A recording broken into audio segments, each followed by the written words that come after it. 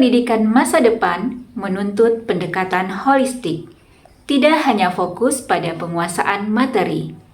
Permasalahan mutu pendidikan, literasi, numerasi, kemampuan berpikir tingkat tinggi, dan ketimpangan pendidikan.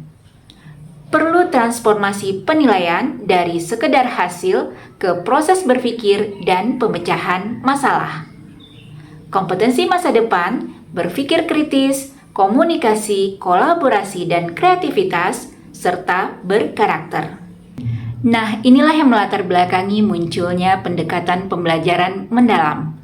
Pembelajaran mendalam merupakan pendekatan yang memuliakan, yang menekankan pada penciptaan suasana belajar dan proses pembelajaran yang berkesadaran, bermakna, dan menggembirakan, melalui olah pikir, olah hati, olah rasa, dan olahraga secara holistik dan terpadu.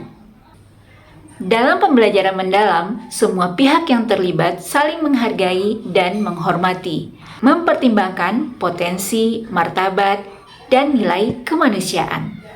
Perkenalkan, saya Resti Evira dari SD Saint Tafis Islamic Center, Kabupaten Siak. Berikut ini video pembelajaran menggunakan pendekatan pembelajaran mendalam dengan model STEM, Sains, Teknologi, Engineering, and Mathematics, dengan tema Solusi Sains untuk Lingkungan. Assalamualaikum warahmatullahi wabarakatuh.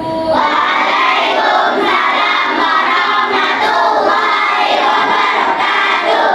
Apa kabar semua pada hari ini? Alhamdulillah, luar biasa, berubah, berprestasi. Yes, Allahu Akbar, Allah Maha Besar. Di awal pembelajaran sebelum memasuki kegiatan inti, seperti biasa saya akan membuka pembelajaran dengan kegiatan yang menyenangkan. Membuka dengan salam semangat, kemudian dilanjutkan dengan peregangan ringan, senam bersama, agar anak-anak menjadi siap mengikuti pembelajaran. Ketika suasana sudah mendukung dan anak-anak siap untuk mengikuti pembelajaran, maka akan masuk ke dalam tahapan inti pembelajaran dengan 3 tahapan pengalaman pembelajaran. Di mana sebelumnya saya memberikan pertanyaan terbuka sebagai pemantik untuk menggali pengetahuan awal siswa. Memasuki tahap memahami, berkesadaran, dan bermakna.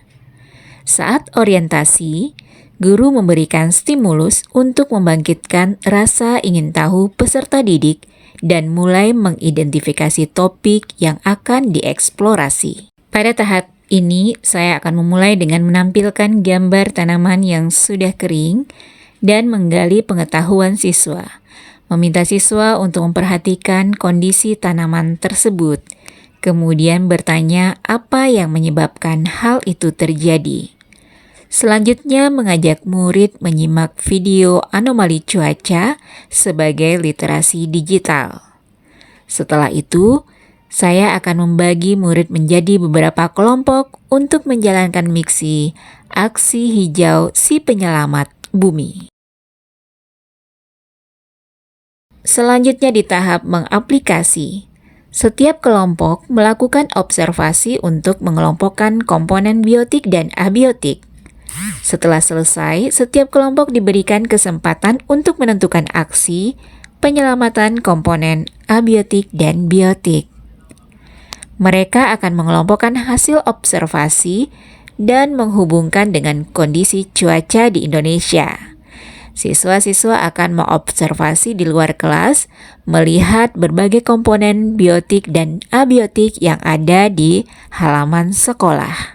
Selanjutnya, mereka akan mengelompokkan hasil yang mereka dapatkan dari observasi secara berkelompok. Siswa kemudian mencari cara untuk membuat prototipe rumah kaca.